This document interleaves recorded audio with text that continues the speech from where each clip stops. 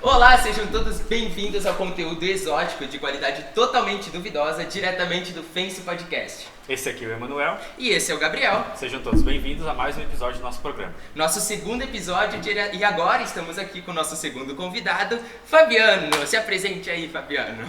Muito prazer a todos, meu nome é Fabiano, sou professor de vôlei aqui na cidade de Itá e tive o desprazer de ter esses dois camaradas como meus alunos.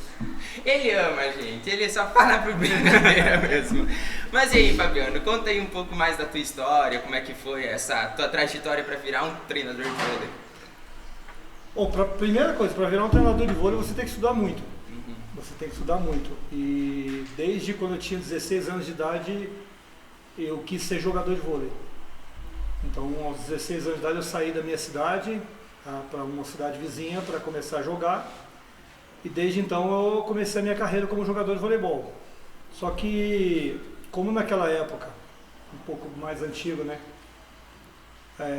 A remuneração para jogador de vôlei não era muito grande, a gente sempre tentava conciliar o atleta de vôlei com o professor. Como ainda não existia profissão de educação física, os atletas de voleibol eles também davam aula de voleibol para ganhar alguma coisa, né, como um pagamento. Então, desde que eu comecei a minha trajetória como jogador, eu também comecei a minha trajetória como técnico, mais ou menos no ano de 89, 1989, 1990. E quando eu parei de jogar vôlei, que eu deixei de ser profissional de voleibol, aí eu fiz a faculdade de educação física, que é requisito básico para você ser técnico de voleibol, fiz os cursos da federação, da confederação, da Federação Internacional de Vôlei, que te dá a qualificação para você ser técnico de vôlei, e hoje estou aí, como técnico de voleibol. É legal, tipo, você ter esse desejo de ser um jogador e depois de ser um jogador você conseguir ensinar outras pessoas a fazer aquilo que você faz, né? Que era um sonho para ti. O sonho é de jogar vôlei, né? De ser técnico, ele se tornou mais tarde. Mas é bem complicado, porque são gerações diferentes. Então eu aprendi o vôlei de uma maneira e tenho que ensinar vôlei de outra maneira. Porque a minha geração aprendia de uma maneira. Essa geração agora, a coisa é bem mais complicada, né? Se os técnicos de hoje ensinarem da maneira que nós éramos ensinados, todos nós seríamos presos, né? Então a gente tem que conseguir recursos, né? Através de estudos, através de aprendizado, para poder ensinar de uma maneira adequada os atletas de hoje. E quais foram as melhores coisas que o vôlei te proporcionou, assim? Como atleta, treinador, cara, entre todos? Tudo que eu tenho na vida foi através do vôlei. Tudo que eu tenho na vida, tudo que eu tenho de posse na minha vida foi através do vôlei. Todas as cidades que eu conheci, eu morei em 15 cidades do Brasil, em 4 estados. Eu já visitei 1, 2, 3, 4, 5, 6 países, todos devido ao voleibol. Então eu posso dizer que tudo que eu tenho, tudo que eu sou, é devido ao voleibol, tanto como atleta como técnico. E ali você disse que já foi, saindo um pouco do assunto do vôlei, mas graças ao vôlei você ter ido para outros países. Qual foi o lugar que mais assim você gostou de um país que você tenha gostado muito? Sem dúvida a Itália. Sem dúvida a Itália. Eu sou descendente italiano, aprendi a falar italiano sozinho, porque minha família é toda italiana, e o meu grande sonho era ir para a Itália. E o vôlei me deu esse grande prazer. E depois eu voltei lá algumas vezes sem estar jogando. Voltei só a turismo, né? Não a trabalho, porque era a minha grande paixão a Itália. Inclusive trabalhar na Itália como técnico de voleibol. Seria uma realização para ti ou uma meta para tua vida? Não, é uma meta e ela será alcançada em breve. E a pandemia nessa questão ali, vamos voltar um pouco ali para o teu trabalho. Ela mudou muito o teu trabalho quando ela entrou a pandemia? Mudou o mundo, né, cara? Mudou o trabalho de todo mundo. Inclusive o esporte foi, junto assim, com os shows, né, os artistas, acho que foi a área mais afetada pela pandemia. Eu fiquei 1 ano desempregado na pandemia. Graças a Deus, a estrutura familiar que eu tenho, né, minha esposa me ajudou bastante. Mas eu fiquei 1 ano sem trabalhar na pandemia. Eu só consegui emprego novamente, acho que, vou dizer que 3 meses atrás. Até porque, tipo, tem coisas que dá pra ser feito online. A gente conseguiu até ter aula online, a gente deram um jeito pra tudo fazer online. Mas como é que tu vai ensinar um esporte online? Não, mas até que aconteceu, na própria Olimpíada, os atletas treinaram muito online. Eles tinham contato com os técnicos, passavam o treino, Alguns faziam, outros o técnico ficava de longe olhando os atletas executarem o treinamento. Eles iam para a pista de atletismo e o técnico à distância dava todas as instruções. Aconteceu bastante isso. O problema foram aqueles técnicos ou atletas que durante a pandemia terminaram contratos e aí não tinha como renovar, não existia emprego novo nessa área. Não tinha como, tinha que esperar acabar a pandemia, que ainda não acabou, mas já deu uma aliviada grande, né, devido às vacinas. E o pessoal começou novamente, as escolinhas, os pais liberarem os filhos, e aí voltaram a contratar alguns técnicos. Mas foi bem complicada a situação. Ainda está. Ainda está realmente complicada, não dá pra também dizer que tudo já acabou, porque ainda tem falta um pouco, tem restrições ainda, mas a gente realmente espera que no ano que vem, quanto antes, tudo possa estar melhor. Mas, e assim, o que tu falaria sobre esse ano depois que tudo voltou? Como é que foi, tipo, voltar tudo ao normal, voltar a dar treino? Ao novo normal? O novo normal. O novo normal... Teve muita coisa que melhorou. Mas assim, né, nessa área de treinamento, que você tem muito contato com as pessoas, tem muito contato com o atleta, um atleta tem muito contato com o outro, não tem como você treinar uma equipe com 15 jogadores se você não tiver um contato com eles, né? A quadra, para começar, é pequena. Então, a gente teve que fazer um treinamento diferente, teve que fazer uma estrutura diferente para poder se adaptar a essa nova realidade da pandemia. E aos poucos a gente foi conseguindo treinar em grupos menores, sabe, dividir treino, em vez de treinar toda a equipe de uma vez só, treinava um terço da equipe, aí treinava outro terço depois, treinava outro terço depois. Eu também trabalho em outra cidade, a gente fez assim, treinava 6 atletas, depois 6 atletas, depois 6 atletas, sabe. Hoje, com adiantado as vacinas, né, já estamos com quase 70% de pessoas vacinadas, mudou, já ficou mais ou menos normal como era antes, né. É óbvio que a organização das competições tiveram que se adaptar. Nós tivemos muitos campeonatos cancelados esse ano, tivemos campeonatos que tiveram que mudar completamente o formato. Então teve jogos que equipes que viajaram 600, 700 quilômetros, como tinha um número reduzido de equipes, para jogar um jogo e voltar. Então mudou muita coisa. Mudou. Esse ano de 2021 eu digo que foi tudo pior. Mas a esperança é que 2022 as coisas possam se normalizar. É claro, né? Sempre tem alguém que não quer se vacinar, eu não consigo entender o porquê, mas assim que o pessoal se vacinar, eu tenho certeza que as coisas voltam ao normal. E você falando dos campeonatos que mudaram muito a organização deles e tudo mais, essa coisa que entrou os hotéis agora para os atletas, acho que ajudou bastante, por causa que antigamente ficava em escolas e tudo mais. E o conforto, dá mais conforto para o atleta também. O que você acha, tipo, a respeito disso? Conforto, talvez. Só que acabou diminuindo muito a quantidade de cidades que podiam sediar. Pra vocês terem uma noção, você até participou, né, há 5 dias atrás, nós tivemos uma fase estadual dos Joguinhos Abertos Santa Catarina em Criciúma, que foi mudado para Criciúma uma semana antes. Ia ser feito em Concórdia, e Concórdia não tem uma rede hoteleira que suporta todos os atletas do estado. Então teve que ser mudado.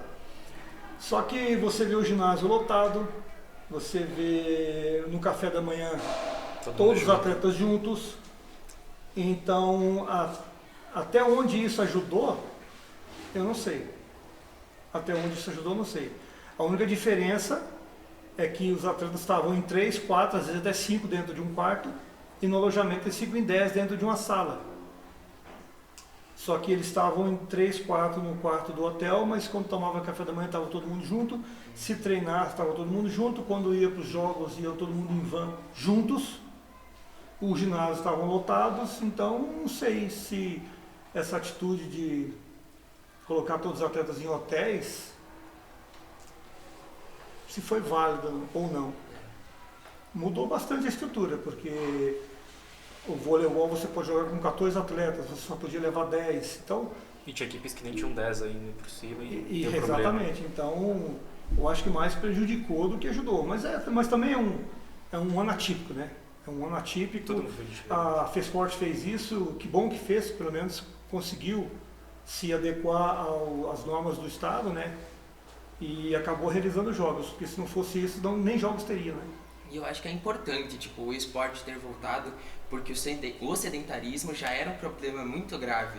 E com a pandemia isso piorou cada vez mais, porque dificilmente a pessoa, porque fechou a academia, fechou tudo. No início tinha fechado tudo, demorou para começar a abrir as coisas. As pessoas não podiam sair na rua. E tinha muita gente que tinha medo também de sair depois que começou a abrir as coisas. E o sedentarismo é um problema muito sério. E com a volta dos esportes, as pessoas, tipo, acho que muita gente que também já estava cansada de ficar em casa depois, pode voltar a treinar, pode voltar a fazer exercícios físicos, porque faz muito bem para a saúde também das pessoas. E essa parada ali, eu acho que fez um grande mal para muita gente que, tipo, já era meio sedentário e começou a ser mais sedentário ainda, tipo, não conseguir, não fazer nada, ficar em casa, tipo, muitas vezes o dia inteiro no computador. Sim. Essa parada, vamos dividir assim em 3 grupos, né? Tem aqueles que, mesmo antes da pandemia, eram sedentários. Tem aqueles que, mesmo com a pandemia, continuaram ativos de alguma maneira e ficava em casa fazendo exercício, subia a escada do prédio, descia, ia para o quintal de casa correr. Esses continuaram ativos. O que ficou mais prejudicado foram aqueles que, com a pandemia, tiveram que parar. Que é aquela turma que, se você incentiva, ela vai. Se você não incentiva, ela não vai. E essa turma, que é uma turma muito grande, a pandemia pegou. Então aquele que, eu vou, me incentivei com um amigo, fui fazer academia, e aí quando chegou a pandemia não tinha mais incentivo, aí ele parou. Essa fatia da sociedade realmente se tornou sedentária novamente. Mas acredito que agora tudo vai voltar ao normal. Eu também realmente espero que tudo volte. E, assim, sobre tudo assim da sua vida, tudo que pode ter acontecido na pandemia, assim, porque teve momentos até que foram bons, teve a parte boa também, mas o que você é grato por toda a sua vida, assim, por esse ano? A gente queria saber por que você é grato, que é o nosso foco aqui no podcast. Seria o nosso tema, seria gratidão. O nosso tema, gratidão. O que você é grato? O que eu sou grato? Bom, vamos analisar bem aqui. Como eu te disse, né, eu fiquei 1 ano desempregado na pandemia. Né? Isso de certa forma foi ruim. Isso de certa forma foi muito ruim. Não, isso não foi ruim, isso foi terrível. Foi.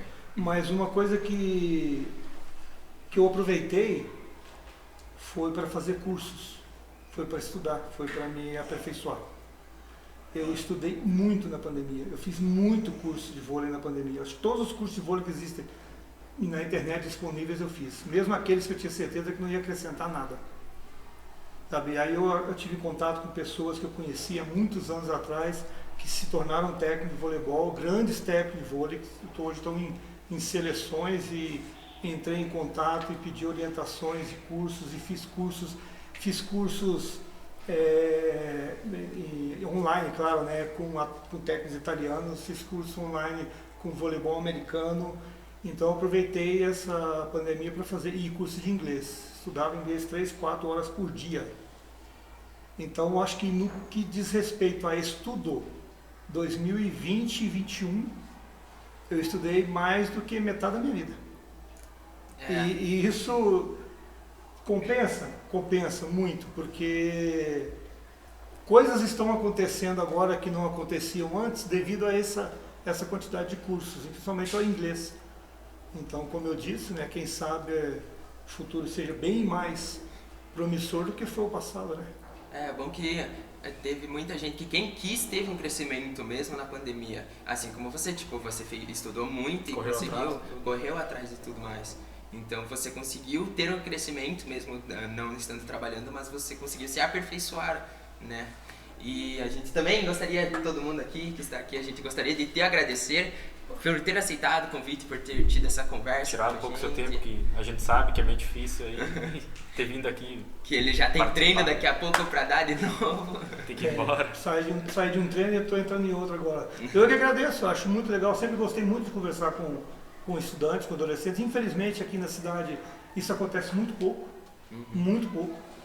Eu gostaria de muito mais vezes poder vir aqui falar sobre treinamento, falar sobre sedentarismo, falar sobre benefícios de atividade física, mas infelizmente o contato é meio, não sei se é longe, ou sei lá, de repente a carga horária da escola ou dos técnicos é muito grande, mas eu acho que a gente poderia estudar maneiras de poder colocar esses técnicos da CME mais em contato com a escola. Eu acho que seria bem interessante para as duas partes. Tipo, fazer umas interséries aqui junto com a CME aqui na escola, eu acho que seria uma coisa bem interessante. Eu acho que seria melhor para ter mais público atingido, né? Para ter mais escolinhas, mais pessoas atrás de exatamente. esporte. Uma coisa que é bom que todo mundo saiba, né, que eu sempre falo, com toda certeza, tá? Nem todos os alunos que praticam esporte serão profissionais. Mas uma coisa eu posso te garantir, todos os profissionais foram alunos. Todos. Tá? Então, se tiver que ter algum grande nome, vai sair da escola. Beleza? Isso é uma coisa que eu sempre falo para todo mundo. Realmente, porque a gente sempre fala, tipo, mora em Itá, tipo, quem que vai ser? Mas vamos dizer assim, temos o pessoal ali de Concórdia que estava nas Olimpíadas disputando o cara que disputou a arremesso de peso. E tava disputando as Olimpíadas quantas vezes? Representando Concórdia. Representando Concórdia. Nossa região, que então, é bem difícil. Tipo, que também não é que é bem maior que Itá, mas não é uma cidade muito grande. Então pode sair gente de qualquer lugar, qualquer pessoa pode se destacar. De qualquer lugar que você imaginar que tem pessoas, tem potencial. Todo lugar que tem pessoas, tem potencial. Tudo depende da pessoa, realmente. Exatamente, depende de procurar e depende das autoridades conseguirem dar oportunidade para aquelas pessoas. E o esporte, sim, pelo menos as escolinhas aqui de Itá, não vai atrás só de formar atletas, né? Ele vai atrás de criar pessoas, não. Principalmente, criar esse é o grande objetivo, né? Se tornar um atleta, ótimo, parabéns. Mas o objetivo é criar bons cidadãos. Assim como vocês. A gente gostaria de agradecer a tua participação aqui no nosso podcast e fazer o convite para caso nós continuamos com essa ideia, que é um projeto que a gente tem. É um projeto que a gente quer levar para fora da escola. Assim, é uma ideia que estamos vendo ainda, mas enfim, podemos ter a honra de convidar de novo, com mais tempo. De novo. Eu estou sempre à disposição. Com mais experiência também, né?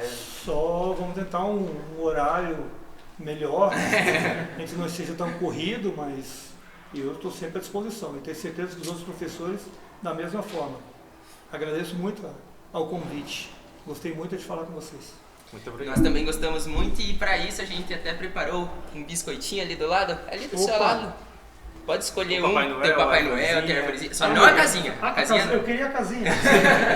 A casinha não pode? Não, mas você pode ficar com um desses biscoitinhos que é uma lembrancinha assim. Vamos pegar o Papai Noel, parece comigo. A barba branca. Gostei dele, muito obrigado. Mas então é isso, muito obrigado pela participação, muito obrigado para quem assistiu e é isso, até a próxima. Valeu, tchau.